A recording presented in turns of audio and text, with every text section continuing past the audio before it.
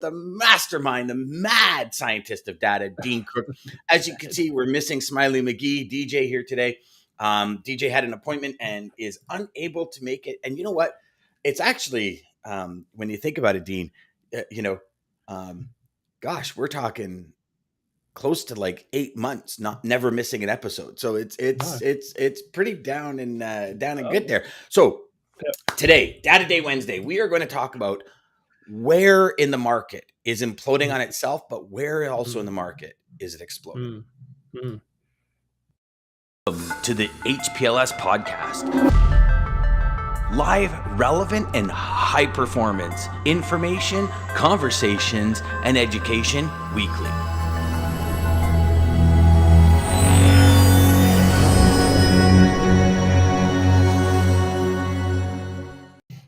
And Lisa remains champ this morning with the first good morning. And you know what? I just realized we're missing half our streams this morning with DJ being gone because he can't pair with his channels to stream. So I hope everybody finds lonely old me on the old LinkedIn's and the Facebooks. And Lisa beat me to it. Nice to meet you last week at the TIA. You know what? Chad and Lisa were sending pictures. I was like, oh my gosh, you got to meet Dean. He is awesome. Yeah. That was amazing, Dan. I met so many people that are part of your program at TIA. I think Lisa came up, and her husband, I think it was. I'm pretty sure it was. I hope it was. Yeah, Chad. Yeah, Chad. That's right. And we had a wonderful conversation. But I was kind of blown away by the fact that, it's 6 a.m. on the West Coast where Lisa is. So you've got people all over the country dialing in at 9 a.m. Eastern, listening to us chat, and it kind of gets them off to the right start for the day. Yes, and you know. What's been amazing is I've actually had people in Nigeria DM me and say, oh my gosh, I love your show. And I think it's like 3 a.m. there. So people are actually getting up at 3 a.m. to watch the show. And it was, it's amazing because we have all these amazing people like Antoine, like Lisa, like Jeff, like everyone that says hello. Yeah. But in the background, the amount of people that don't, I mean, I have customers that I would work with. I have colleagues I used to work with where when we happen to connect, they're like, dude, I listen to your show every morning on my way to work. I'm like, well, why don't you say anything? Like, well, I'm driving, so I can't comment, but I listen to your show every day. I'm like, don't do that because then, now I'm responsible. But it's amazing. And it's so, Dean, we've said this, I think probably a couple of weeks ago, doing this brings so much joy. You'd almost do it for free. I mean, you got to pay bills and stuff, but it's like, I know you would sift through data and figure things out, even if you didn't get paid for it, because it's a passion of yours.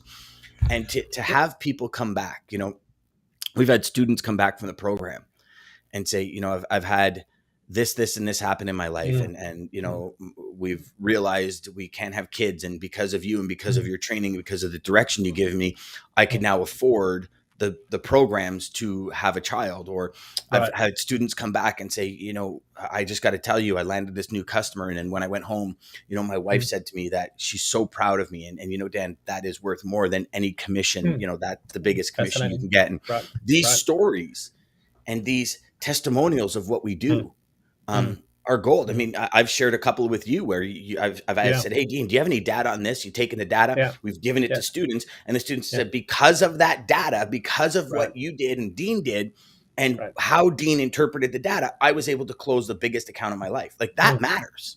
That matters in every which way, shape, and form. And it's just, it's so fulfilling to see people's successes. When I was doing sales training at a company, when salespeople come in and say, I bought my first brand new car, I'd be like, come on, man, show me. And to see that excitement on their face because they can finally afford a new car. Or I remember one guy came in, he says, you won't believe this. With my commission checks, because of your help, I've paid off my student debt in 3 years. Wow. And I'm awesome. It was just those are what really bring it in. Bring it in. Jeff says, good morning, Dean. The meme Dean data machine. I like it. We have a lot of nicknames for you, Dean. I hope you enjoy today them. I'm the guest DJ in for DJ. So exactly. So Dean, share with us, what are we talking about today? What are some of the OMG markets? And let's dive into it, my man. It's like OMG across the entire country, with the exception of a few at the moment. Rates continue to slide. That's the big story. I saw a TikTok post from a lady trucker last night, and she was saying, why are rates falling? She doesn't understand why rates are falling. Diesel's going up, rates are falling. And of course, this is sort of classic supply and demand dynamics. This is a free market. It's a deregulated market. This is what happens. Rates have been going up for 18 months. Now they're coming down, and they'll go back up again, and they'll come back down. Dean, can I stop you there for a second? Can Yep. you please explain, because some people might not fully understand what a regulated and deregulated markets are. Can you explain the difference between the two? Because I know right when I got into brokering, it was just after deregulation, which caused a huge stir in things happening. But can you just share that with everybody so everybody's fully aware of what that is? I mean, I'm not an expert on this, and of course I wasn't in this country when the ICC, the Interstate Commerce Commission, was in control of rates. But I think, was it 87? Yes. The dates escape me, but deregulation happened in the late 80s. And up until that point, though, carriers had to apply to operate for a license on a particular lane, and rates were approved by the Interstate Commerce Commission. So you couldn't just go anywhere. It wasn't like you could run 48 states. You only had your particular patch of the world to run your trucks back and forward, and everything was sort of dedicated, and you had fixed rates on those lanes, although they were adjusted. So that's sort of generally the concept. But after deregulation, suddenly, and this is how the 3PL broker world came about, right, in the deregulated world, because suddenly there was all this capacity in the market that shippers and brokers and carriers could utilize. So everybody had to connect. This is essentially how DAT came about, because we provided this network as a service for carriers, brokers, and shippers to connect in this post deregulated market, where you could go anywhere and charge whatever sort of rate you wanted. So that was sort of the rates went away from being fixed to being whatever the market forces would dictate. And right now, Dan, rates are down another 5 cents per mile this week, as of this morning. So when I look at our DAT's 3-day rates for loads picked up this week that have already been moved, rates are down another 5 cents a mile. I'm just looking at it now. They're averaging $2.23 per mile. That's down 55 cents a mile since the start of the year, down 20 cents in the last month. Diesel is still at $5.07. So diesel costs are still way higher. Yeah, diesel's still way higher at $5.07 as of Tuesday evening. So the fuel surcharge is about 61 cents, 60.07 cents this week. It went down about 1.1 cents this week, because it came down from, diesel prices came down from $5.15 to about $5.07. So they did drop. That's the 4th week in a row diesel prices are dropping. So remember, diesel prices are very slow to come back down because of all the market volatility that's still going on. But that carrier, that was, I'm just trying to look here. If I looked at a load, I'm down. If I'm hauling a load of freight on a 1,000-mile haul this time before the Ukraine invasion, I'm down about $500 in terms of. I just figured it out at 55 cents a mile. If you're doing a 1,500-mile run, you're down $825 for every 15-mile run. So let's even say, on a low end, it's 3,000 miles a week. You're out $1,650 a week right now. With rates are. Fuel is not down $1,650 a week. Correct. Nothing's down $1,600. So you're talking $1,650, and even go 4.2 for whatever your average weeks. You're talking $6,930 a month. Right. If this continues, that's close to $83,000. That's just over $83,000 bottom line if everything stayed the same compared to what it would be from January. 83 G's. That's a lot. So one truck. Truck. So this is sort of. There's lots of stories around about carriers sort of, undercutting each other and taking lower rates. That's what a free market does, right? You've got different operating costs. I will say that contract rates, though, are still sort of plateauing. So contract rates on the other side, there's a delta of about, I think it's about 20 cents a mile this week. If I have a quick look at our rate view product at national rates, what I'll see is that contract rates on the van side are currently sitting at about 327, including fuel. On the spot side, they're sitting at 386. So 286. So spot rates are under contract by, what's that, 327 It's minus 286, 286. so Yeah. 40 cents, somewhere Yeah. in that area, 40 cents. So So, and here's the thing. We're already seeing it. I shared a story with you just before we went on air about some customers of mine that right. that are in the Inception program, where we have some pretty in-depth talks, where they're seeing massive decreases in business because of Yep. the spot market. And Right. we were talking off air just before we went live about the fact that shippers are going to want to kind of get some of that money back. Absolutely. And I know you said there's interesting things to come. What are those Mhm. things to come, and what can we deliver to the audience today to Yeah. kind of, as much as possible, stay ahead of this, the Yeah. conversations, and then we'll kind of dive Yeah. into the conversations they should be having Yeah. with customers right now. Well, when I was talking to Lisa and her husband Chad at San Diego and at TIA, Chad asked the question, and a genuine question: why should we care about carrier operating costs? Like I'm paraphrasing, but something along Mm-hmm. those lines. Why is it important? Well, somebody moves the freight at some point, and it's mostly a truck, right? In our business, right? So the freight's got to move on a truck. So right now, if you're a shipper that's going to dive into the spot market because rates are lower, and that's of course what happens in every market cycle, eventually it becomes a race to the bottom for those carriers that work in the spot market because they've got to pay their fuel bills at the end of the month, and right now those fuel bills are very, very high. Mm-hmm. So their profitability's gone from 55 cents a mile a year ago to just 5 cents a mile today. So their profitability, so the capacity that you're using, the small carrier, their profitability has dropped 90% in the last 6 weeks. Now, at some point, but the context is that rates are still historically high. So when you get down to 5 cents a mile and you get down to sort of break even, carriers have a decision to make. You've got to then start cutting costs. You've got to be more selective about loads. Unfortunately, there'll be a part of the market that just keeps driving the rates down, and you end up with what we saw in May 2020 with protests in front of the US Capitol because there was they were claiming no transparency on the broker market and freight rates were unsustainable. Well, that's what a free market does. And I remember that at the time, even DAT got the blame for the rates being low. But I had to remind people we don't own trucks and we don't haul freight. How did you get blamed for the rates? Because you have a matching service? Well, everybody looks to blame someone else for what's going on in the market. And unfortunately, some people thought that we were setting the rates. The reality is that the rates that we're talking about today are rates that have been agreed to by carriers to haul freight. It's based on a negotiation. And unfortunately, what will happen is that some shippers will play the market and drive the market down, drive capacity out of the industry. And then guess what will happen? Capacity will tighten and rates will come back up again, and then it'll be hard to find trucks again. So I think this gets to the heart of your program, right? This is about building relationships with your customers. And we've already talked about on the show about working with shippers that have good memories. Because if you're a shipper that doesn't have a good memory, you will play the spot market and drive the market down and then wonder why you can't find trucks. Because Dan, and this applies to brokers as well, right? That are some of them that we talked about last week that weren't treating their carriers with the utmost respect. You'll be on the what list pretty quickly, Yeah. right? Yep. And it's the do not call list.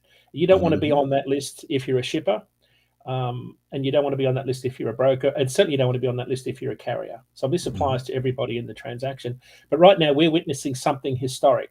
Right, so this is an amazing unwinding of capacity in the market. You remember on the show, I've been saying for at least 6 months that we've always had plenty of trucks. Yep. We've had a lot of capacity in the market. Capacity has been held artificially tight by a lot of the supply chain disruptions. Thankfully, we haven't been able to get trucks out of factories. This has been one of the more amazing stories. Imagine if we had a 18 to 19 repeat, 18 record high rates back in that time. Record numbers of new truck trailer orders followed in the last part of 2018 over capacity in 19. Well, imagine if we'd actually been able to get all of these new trucks out of the factories this year. Imagine how bad the market would get. It would be Armageddon. There'd be insane amount. I mean, you would hope, though, Dean, that people would learn.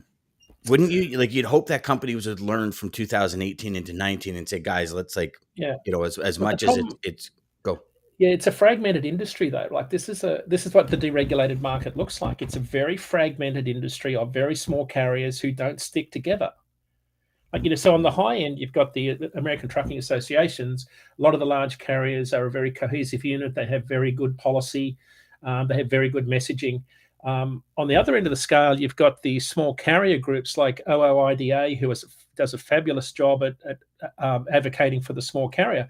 But unfortunately, the majority of carriers don't stick well together. They're not part of industry associations as much as we'd like.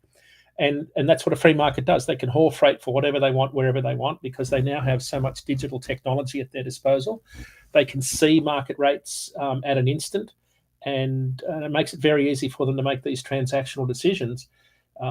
Unfortunately, we're going to see, I think there's a few things that will happen. You'll see capacity loosen rapidly, so there'll be plenty of options for you folks that are buying capacity. It looks like rates are plummeting again this week, so we haven't seen the bottom, I don't think. But remember, at some point, even though rates are coming down, at some point they bottom out, typically in April. So remember, rates coming down in Q1 aren't abnormal, as we covered last week. They do bottom out.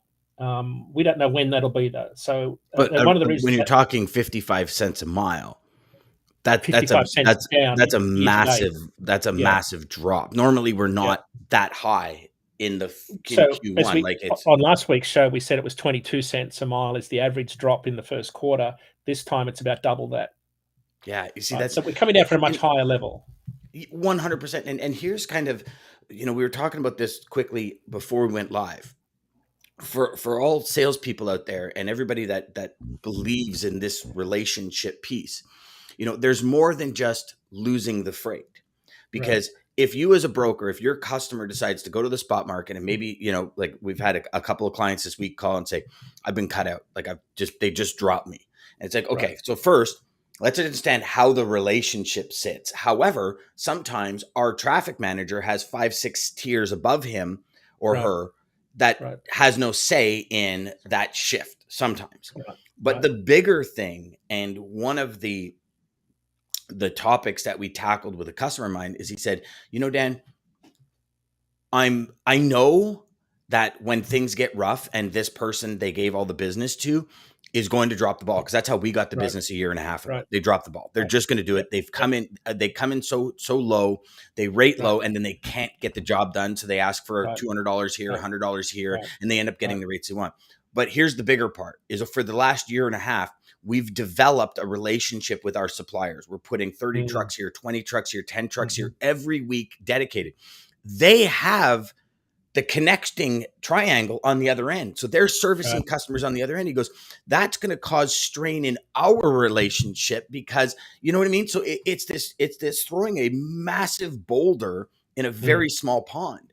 And it changes the shore, because it's not just A to B. You and I both know, Dean, it's A, B, C, D, E, F, and G is the supply chain. It probably goes all the way down to X, Y, and Z. You know what I mean? And it's like everybody involved in that sequence hurts. So the customer you're sending freight to from A to B, the carrier's grabbing from C to D, that is now jeopardized. The customer that loads at C now might have to pay more, now has to find people, has to spend more time kind of retraining the new drivers. It's like, it's amazing. But that's the difference, right? In how carriers think versus how a lot of people in the intermediary space think transactionally, one load at a time. Carriers don't think like that. Your capacity you're buying is thinking 4 and 5 loads ahead. And it ends with a very subjective, when do I need to get home Saturday for my family? So they're the sorts of things that carriers think about. But then I've been watching some of the chat coming in. It's fascinating. Sorry, apologize, Dean. No. But this is Cole's comments fascinating. Jennifer, thank you. Yeah. So we got Centurion Trucking on board this morning. Good morning, hey, Daman. And then Cole, again, as a truck broker, I'm seeing everything you guys are talking about right now. Floor just fell out. 14 years. I've never seen it happen this fast. Right? Absolutely. Kenneth says, so many shippers are guised as the decision maker and have no power. Absolutely. Yeah. So Dan, Jeff says, sorry, go on. Yeah. No, Jeff and Ken Carter's comments are very, very pertinent to the point I'd like to make. Fuel as a percentage of revenue. If I have a look at my chart here today, based on where fuel is this week, fuel as a percentage of revenue for small carriers is currently at 37.65%. So call it 38%. So here's the point I'd like to make, because a lot of capacity entered the spot market because rates were extraordinarily high. So I think it's worth repeating the cost structure. If you're leased onto a larger carrier, the current average rate for power only, if you're leased onto a large truckload carrier, is about $1.72 a mile. That's if you've just got your tractor. General rule of thumb is you need about 50 cents a mile to have your own authority, run a trailer, pay IFTA, pay your load board fees, all of the different fees, permits, all that. So when you add $1.72 to 50 cents a mile, you're at $2.22 per mile. That's your break even to run your own authority. So we've been above $2.22 a mile for a long time in this market. And I can tell you how long we've been above it. If I quickly go in and have a look at my chart here, I can see that $2.22 a mile, we were above $2.22 a mile for 9 months of last year, right? And is that it? Yeah, 9 months of last year, because we had the polar vortex hit in February, and then rates started to get above that, probably 10 months, right? I would have thought probably since mid-2020 we've been up over $2.22 a mile. No, so this is line haul, right? If you add fuel surcharge, gross all in rates. Oh, okay. Sorry, I apologize. Line haul rates. I'm thinking all in. Yeah. So remember, these are just line haul rates. For call it 10 months of last year, we were above 222. We were even up nearly close to 250, right? So if 222 is my break even to get my own authority, buy a trailer, all that other stuff, and be my independent contractor, you can see why so many carriers entered the market in the last 18 months. But this week, rates are at 222 on the way down. So now on the way down, I'm at the break-even point about whether I decide to keep my own independent contractor status, sell my trailer, park my truck and trailer, and go and drive a combine harvester during harvest, or go and drive for another larger carrier, or sell my entire truck and trailer, or eventually some carriers will just have to go out of business because they can't sustain the rates, because the rates are falling now below that. So we're at that inflection point in the market where we see this capacity migration, that I call it. Just like we saw a lot of carriers go from leased on owner operators to independent contractors, the reverse will start to happen. And that's why contract rates are high, because the contract rates in the big fleets in particular are very attractive right now. They're at least 30 cents a mile higher than spot. So that's why you see that. So a lot of the capacity that a lot of us use in the intermediary space, in the smaller fleet sector, will start to disappear. And that's what I think you've got to be very concerned about. If you start to drive the market down, where are you going to find the trucks eventually to move that freight?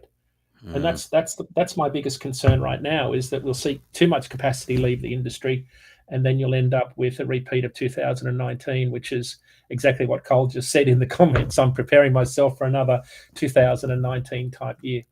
But I think, go ahead.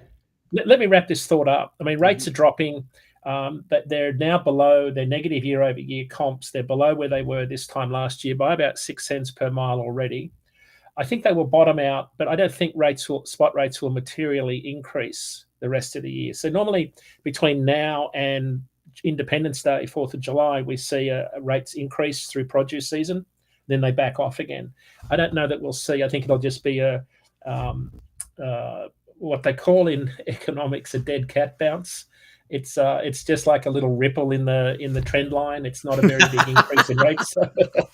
I just got that visual. I'm like, that's horrible. Why would somebody say that? It's a statistical term. I know. It's one of the weirdest things. So rates won't increase materially, but I think they will sort of flatten out at some point. We don't know where that'll be, but I think this is a very dicey game if you're in the shipping and broking business and you're driving the rate down and buying capacity at a lower and lower rate all the time without thinking about the long-term implications.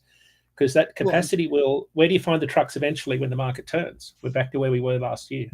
Yeah. And here's Dean, I would suggest to every salesperson out there right now is you have this conversation with your customer. Like what is your next step, Mr. or Mrs. Customer? Like and be truthful, be honest. Like, I've served you over X period of time. We've had fluctuations of over 55 cents per mile, 73 cents per mile over the last X number of period. and I've only, implicated or applied, a 20 cent per mile increase. So if you were in the spot market, you'd be here. And Dean, for me, I'm all about 8 miling the hell out of all of it, because I would rather find out now that I'm going to be dropped by a customer because of price so I can get ahead of the situation than just get dropped because somebody in the company or the customer has changed the mentality, and the company's come back and said, listen, we need to be profitable. We've lost because we've had customers on the show for the first time in 30 years, 2021, they lost money. Right? 30 years of profitability, and then you lose money 1 year. That's not good for shareholders if they're a public company. Like, we understand the dynamics and the economics of it. As a sales rep, when things are happening like this, like Cole, when things are happening, get down with every single customer and say, listen, this is happening. You've been here in 2019, unless you're a brand new company. You understand what it's going to be. But what is your steps here? And get ahead of that. Because if we don't, we are going to be in the 2019 position. If we can keep our loyal customers that are saying, hey, obviously I need to look for a discount, but you did do the XYZ for me. So can we work together? And at least then, like G.I. Joe, knowing is half the battle. If we go into this blind and just, for everybody watching and listening, whether it be now on the replay or on the podcast, if you do nothing with this information, then you're part of the problem. Right. If you do something with the information, you're part of the solution. That's my full opinion. Like me, hate me, don't care. That's the reality. You're either part of the problem, you're part of the solution in everything we do in life. So become part of that solution to help your customers achieve their goals, but understand what markets are doing. Heck, give them the URL wherever you watch this video and let them see it because it's reality.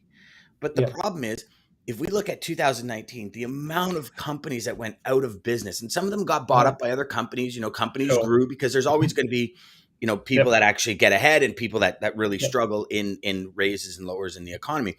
But it's, okay, so is all of that capacity out of the market right now? No, it's not. No. They just got consumed by other companies that had maybe lower operating costs and were able to sustain the weather, the storm, right?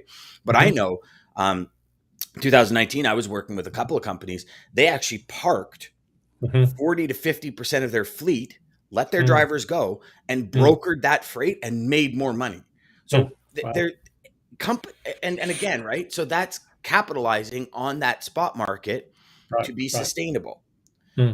I have my own thoughts about it because it's adding to the problem as you know what I mean? So it's like profit over everything. But if you as a corporation can't sustain a year's worth of losses, then they got to do what they got to do. But it's that race to the bottom that's going to kill everyone. And how do we stay afloat, right? Like how do we keep our heads above water with enough life vests?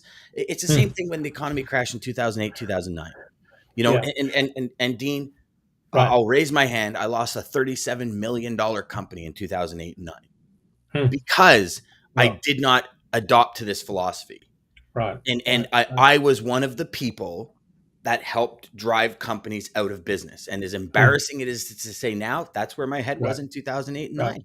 Right. But we have the option. We have the opportunity now as sales reps. As the Yodas in the Luke Skywalker Star Wars story. You put your customer as Luke Skywalker and you just operate in the background like Yoda, making things happen. And those conversations are even more pertinent today than ever. Now, I do know you had some specific lanes because you were talking about a Canadian lane that is just like unreal right now. Well, what caught my attention this week was the small freight market of Huntington, West Virginia. And Huntington, West Virginia ships a lot of chemicals, pharmaceuticals, steel, and it lists Canada as its largest trading partner. And so I dug into that market and said, okay, what's happening in the Huntington market? So it's 600 miles from Huntington, West Virginia, up to Toronto. So I'll quote you all-in rates because I have the contract rates. So contract rates on that lane are at $327. So they're up probably 50 cents a mile in the last year over year. So rates have been going up generally, no surprise there. But to tell you how tight capacity is on that lane and why it's a big concern for people that have bought capacity on that lane at a lower rate, spot rates are at $5.53 today. So that's $5.53 per mile. So we're at five. Let me just call that 553 minus contract rates are 327. So it's $2.26 per mile higher than contract rates on that lane. So if you're a carrier, of course, that'd be a great lane, but you've got to go cross border, then you've got to get freight back. So there's something still going on, Dan, on the cross border side of the equation, even further south on what we termed Auto Alley. We talked about Laredo to Toronto. Spot rates are at 386 after averaging $170 all of last year. And Dean, here is where an understanding as a sales rep, an understanding of the market, because if you have customers in that area, guess what they're hearing? Oh, rates are dropping across the board all over the US and Canada. And they're like, whoa, hold on. How come my rates are going up? Yeah. Right well, now you have that juxtaposition that they don't get. They don't understand. Look who joined us here. We got Smiles. There we go. We're going to see the teeth today. I've been bumped How's from it going, DJ? DJ? Hi, DJ. I am so sorry, guys. So it's all good, brother. It's all good. You had an appointment. No big deal. I had an appointment. So yeah, you have the market that you went from $3 to over $5, and on another market they've dropped. Right. And about to get worse though, Dan, because the truckies, that's an Australian term. Good Lord, how did I get that?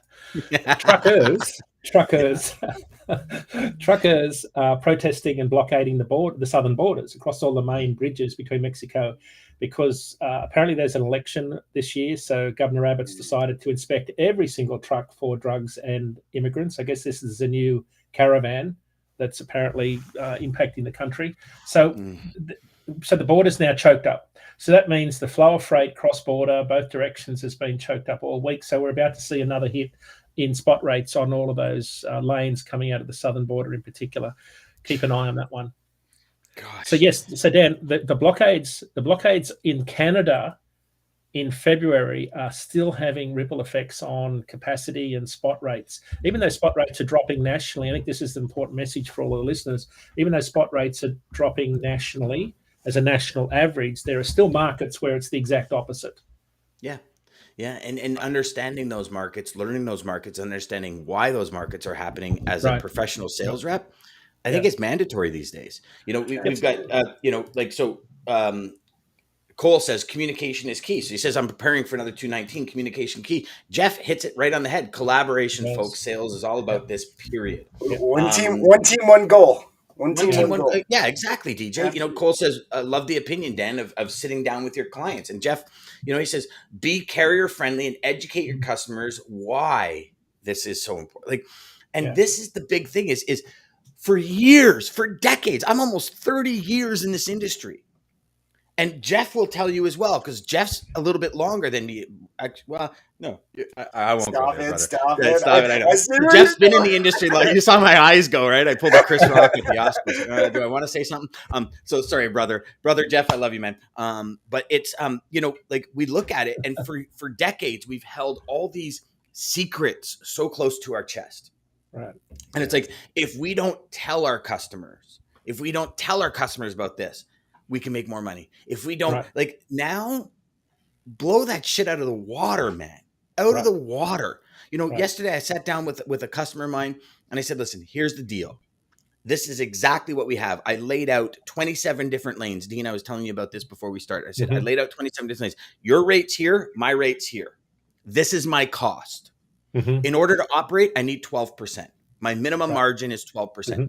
Does this work? He says, well, was fuel in there? I said, no. So we sat down for 2.5 hours and went back and forth on 21 different lanes, 2.5 hours with the customer. And I'm going, okay, market in this area is doing this. Market in this area is doing this. This is what I think is happening here. In the end, we just got awarded all the business today. The emails are flying back and forth. I hear my inbox going ding, ding, ding as I'm speaking. And it's because I sat down, I educated. I said, listen, we are never going to get to this point. If you want to keep your incumbent on there, they're going to continue to have the service failures. How do you want to do it? No, change it. So he took an increase, but we flatlined it. Yeah. We said, okay, here's kind of what it is. And we set rules and regulations. We set rules and mandates up on the baseline of it to say, okay, these 40 loads a week, here's the rules. Fuel goes to this. This is when we adjust. Fuel goes up. This is when we adjust. So we have like buffer zones where it's simple. And the deal was, I put this together for you. you need to communicate to tell me what's going on. Like in 2 weeks, if something happens in the spot market, you need to allow me time to adjust as opposed to just pulling the freight out from underneath me, because I won't do it. And that was a conversation I had up front. Was I worried about maybe losing 40 loads a week? Yes.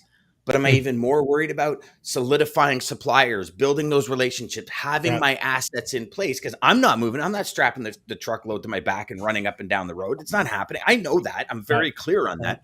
But I build these relationships, and then they get like implode because of somebody making a decision higher up. And it took, like I said, 2.5 something hours. This has been going on for months, and the deal finally closed. Am I excited about it? Sure. But did it come with a lot of red tape? Because I implemented red tape on my customer side. Yeah. And I think that's fair in today's market. And for all you sales, sorry, go on, Dan. No, Dan, Jeff made a comment about be carrier friendly, and I think this gets to one of my economic business investment strategies in life, and that is always leave something in there for the next guy. Right, you can't time market cycles at the peak and bottom to try and maximize your margin and expect this to work out longer term. It doesn't always work out that way. You've got to leave something in it for the next guy so that it has some value for them to be part of the transaction. If you're just going to go into this margin expansion game when capacity loosens and rates plummet, eventually it's going to work against you. It won't work all the time. And if you leave a little bit in for the next guy, whether it be the shipper, yourself as the intermediary looking for a decent margin, and the carrier, that's why you've got to be carrier friendly, because that asset's going to move the freight at the end of the day. And right now their profitability is going through the floor. They are really hurting. And if you play the margin expansion game to its max, you'll just drive capacity out of the industry, and then you're back to square one eventually. Yeah. And if this person gives you great service, why would you want to put them out of business? And in the end, that's what you're talking about. Yep. I want more margin. I want more margin at the risk of losing a supplier that like is good to you. That's crazy. That's like getting married and your wife or husband is awesome to you, and you just treat them like garbage every day. It doesn't make sense. Why would you do it? And it's DJ? Go DJ. Hey, you want me to say something? I thought you were going to say something. You were trying to. I was just going to say, Dan. I mean, Dan brought up a great point that really it hit me, because I used to feel like what Dan mentioned, where keeping secrets from everybody else was at the brokerage houses, but I seen it on the other end too. I seen where brokers that I was working with would almost like hold back secrets. Like, I can't tell my customer this because if I do, like they're going to know. And then all of a sudden they're just leaving me. Well, if you feel like your customer's going to leave you, you didn't build a relationship. You have no relationship. You're just transactional. And that's, I'm so glad you brought that up, because I didn't. Yeah. Well, Nerfad brings up an even bigger point than that. You look at the carrier end. Right? Build a relationship is where I think should come out with a lot of, if you scratch my back, I'll scratch yours. I don't think relationship should be fake or a one-way street where the broker and carrier respectively is on. So here's the flip side of that, Nerfad, and we've all faced it. You go to create, as a broker, you go to create a relationship with a carrier. What's the first thought? Oh, market's high. You want to create a relationship. When market drops, you're going to drop me. That's the perspective. Same thing when a carrier comes to try and create a relationship with a broker. Yeah. Oh, you need freight now. When I asked you 3 months ago when business was booming, you had no time for me. Now you have time for me. Right. So this is, and I see it. Sorry, I shouldn't say I see it. In speaking with U.S. agents, they say more about that than the Canadian transborder agent. Right. The U.S. Canada kind of guy. And I don't know if it's U.S. Carriers are decidedly just, I've got my market and that's it. I don't know what that is. If you're out there, please share with us. We'd love to hear. But Nerfad hit it on the head where it's like, bring it out. Scratch my back, I'll scratch yours. Yes. Is this the case? Yes. Do we 8 Mile it? 100%. Hey, listen, I know you've probably had brokers in the past say this, and this. This is what I'm looking to do. This is a long-term goal. This is the driver-centric sale that I'm trying to make. This is what I'd like to do. This is how I'd like to operate, and go through it. And if that supplier doesn't want to, then move on to the next one. But you will find somebody that's looking to not be in the position they're in right now, where it's up and down. Like, how can you ever create a business plan for annual profit or anything with Right. like this, 95% less profit in that period of time. Like, how do you prepare for that, Dean? Predictability is key. I mean, that's why we have budgets and plans and forecasts. If you don't That's have why we got predictability, Dean, the data master. yeah. Well, there's a story unfolding right now. All right. So, DJ, here's the question. I know you just got with us. Yeah. Do we already have a quote to pull us out? Because I had one prepared. Of course. Okay. All right. I do. Dean, is there anything else that we didn't address that you wanted to address today? Because I know we got off the highway quite a bit on some rants here, but that's no, not at all. No, it was a great show. Typical. I did kind of hear, and obviously, anytime we have Dean on, I mean, the information you give us all, Dean, is unbelievable. So yeah, thank you for what you do. The next week. Okay.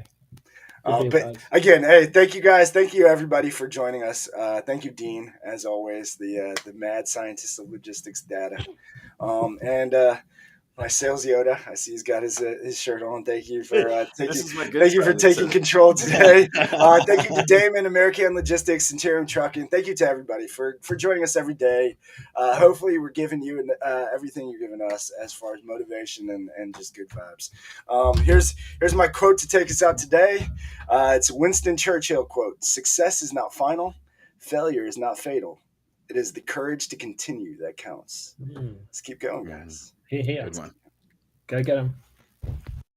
Welcome to the HPLS podcast. Live, relevant, and high performance information, conversation,